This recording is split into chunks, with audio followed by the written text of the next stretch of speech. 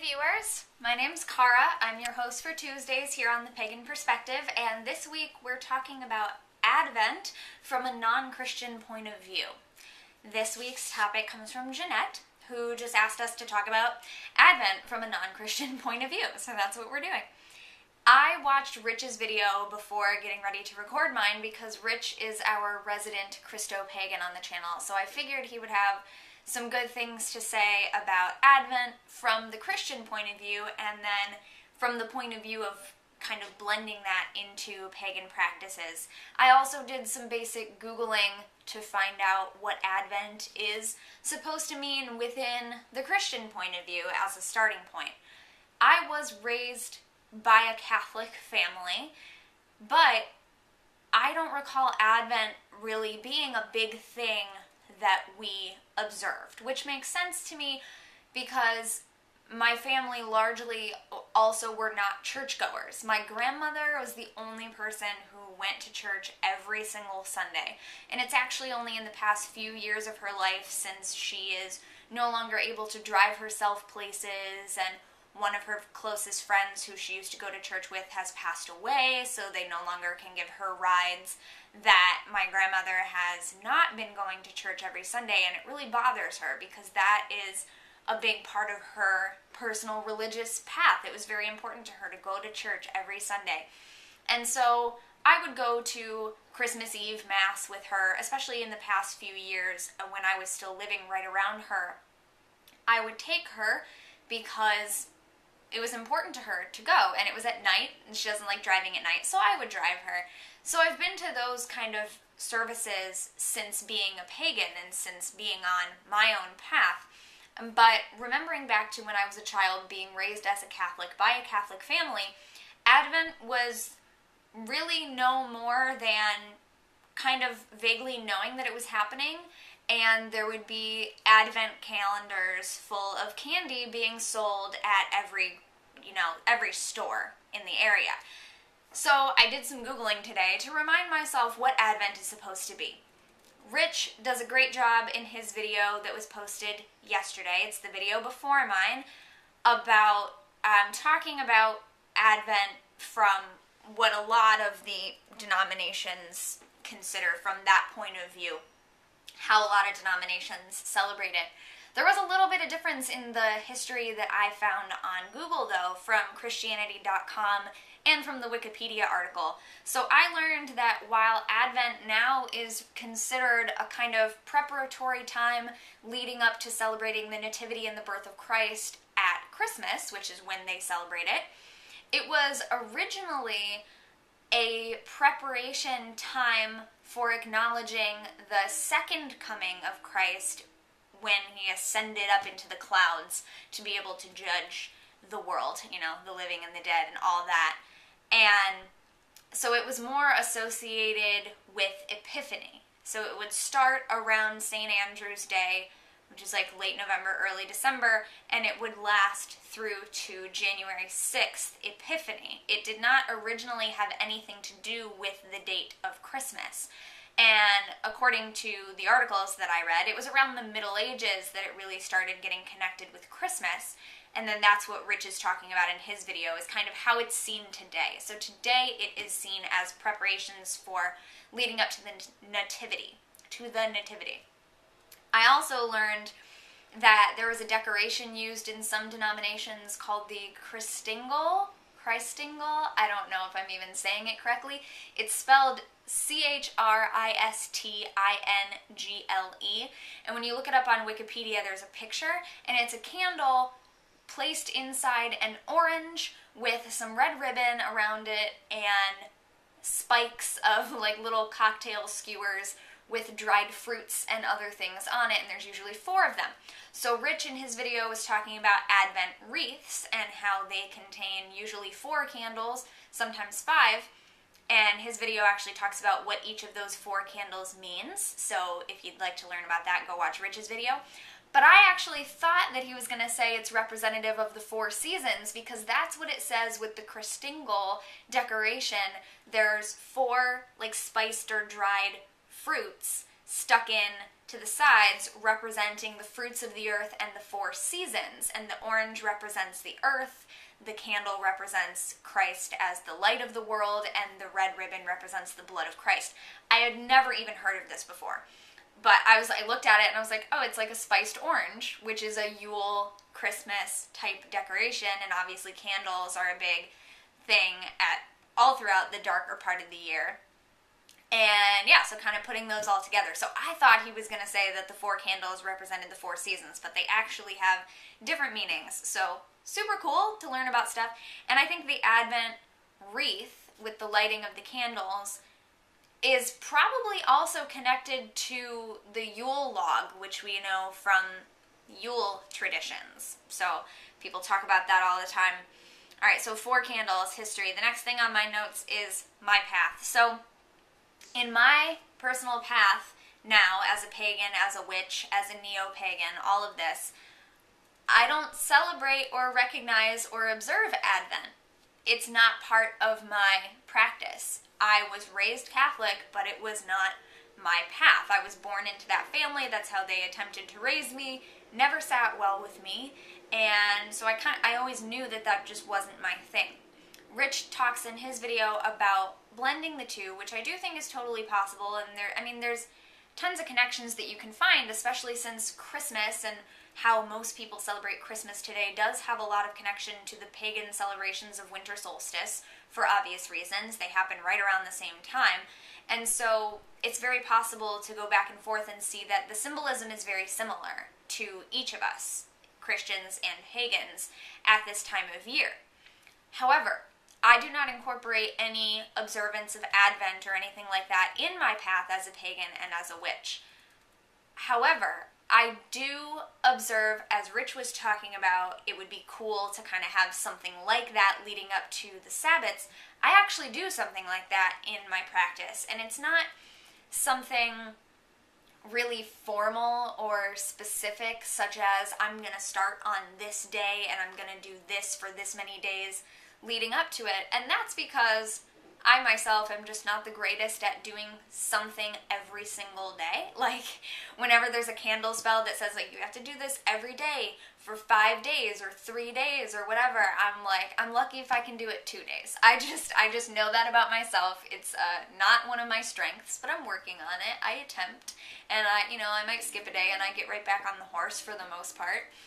But so that's not something. It's not something very specific that I do, such as Advent, lighting a candle every Sunday, anything like that. And it doesn't involve fasting and meditative preparations necessarily.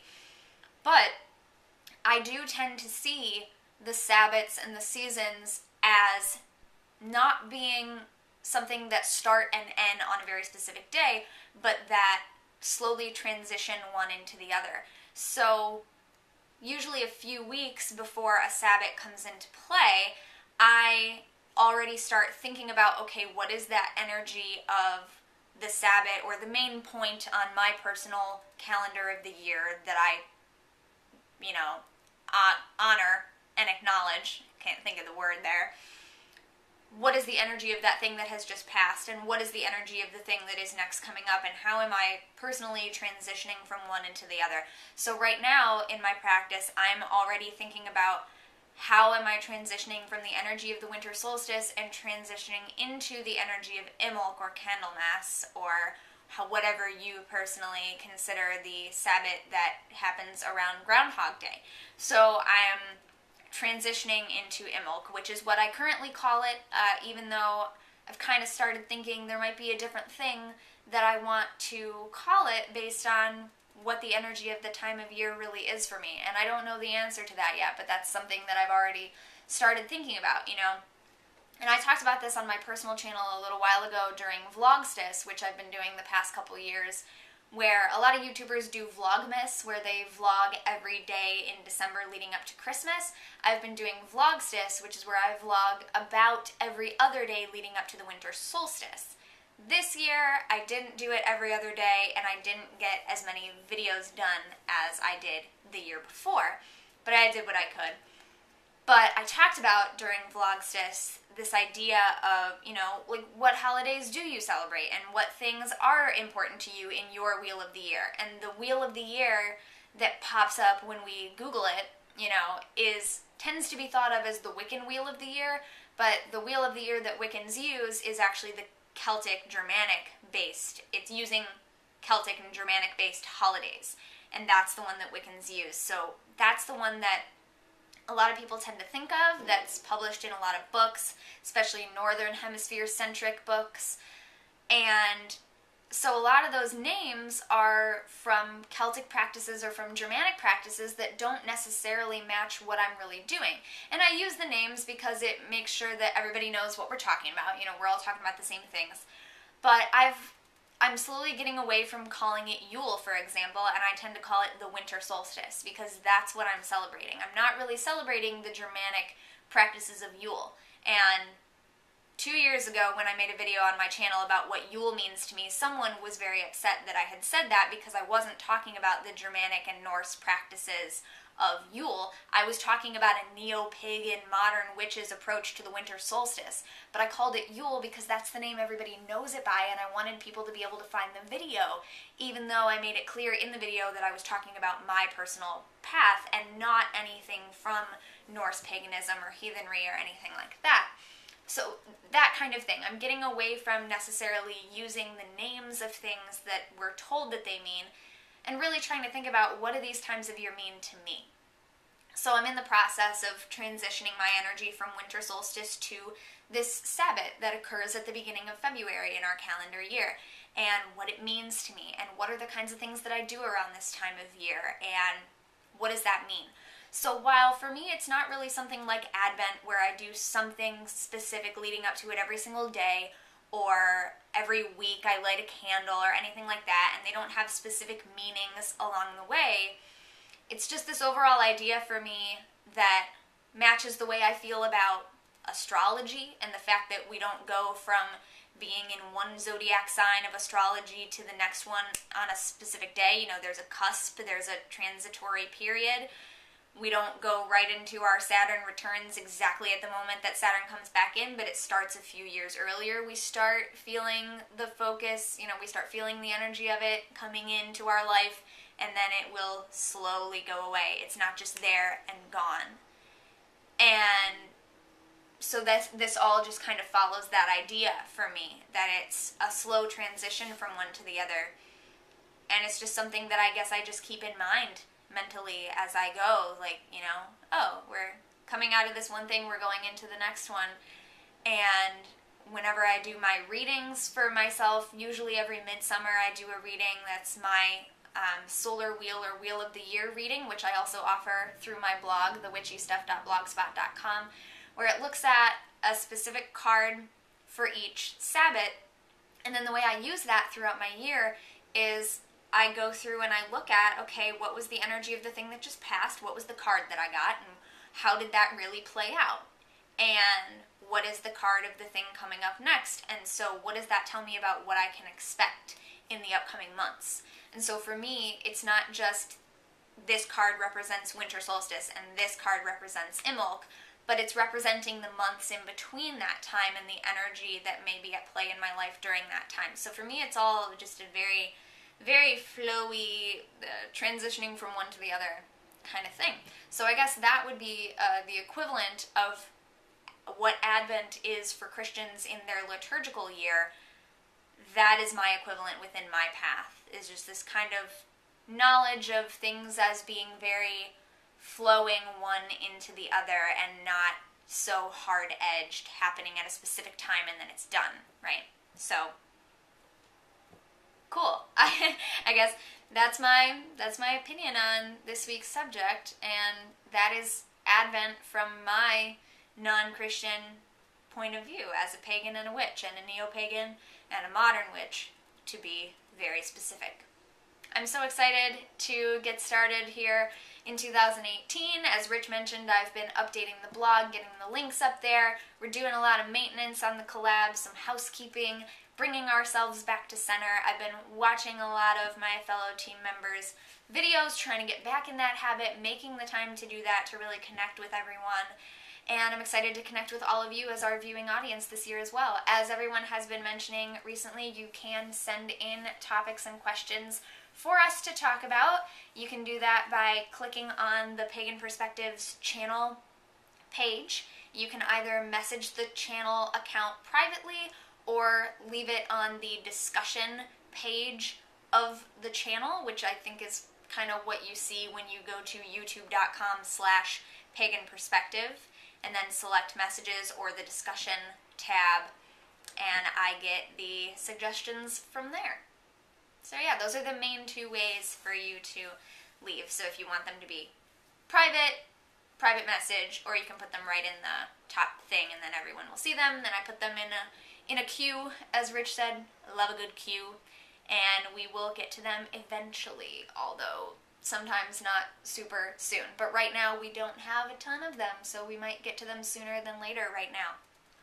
Thanks very much for watching. I will see you next time. Until then, don't forget to be awesome, blessed be, and goodbye.